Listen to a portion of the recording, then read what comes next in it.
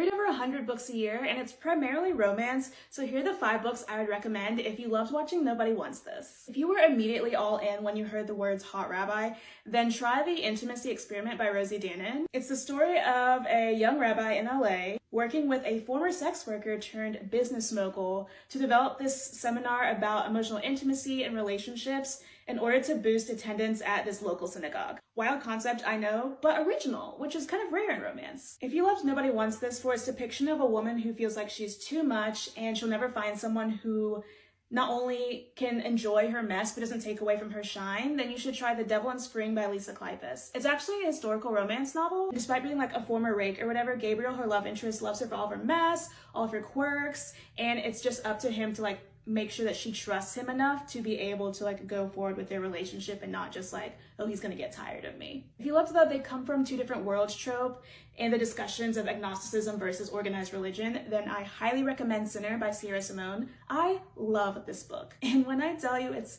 the spiciest wreck on this list. It's about this hotshot finance guy, mid-30s in New York City, who falls for a woman who is about to take her vows to become a nun in just a few short weeks. And he also previously left the Catholic Church like years ago due to like personal trauma. So it's about them navigating his disbelief, her decision, and if their love is stronger than her faith, essentially. If you liked it for the instant chemistry and the easygoing relationship building, then I highly suggest Next to You by Hannah Bonham Young. I describe this book as like a warm hug. Lane and Matt, and they also meet at a mutual friend's party. She has this like ADHD side quest thing where she's like, I want to buy a school bus and renovate it and make it my home. And Matt, who's a mechanic, is like, sure, I'll help. It is so, so cute.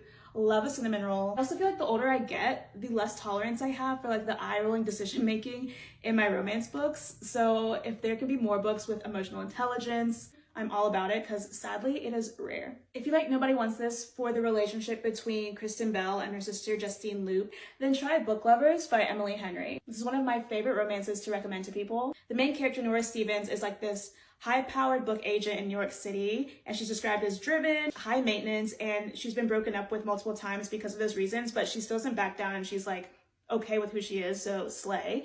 And she ends up running into her workplace rival, who's a book editor named Charlie Lastra.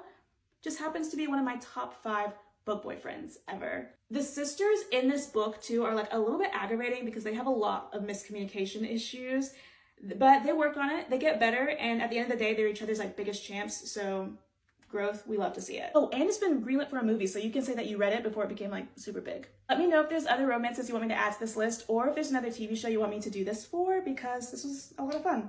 Thanks for watching.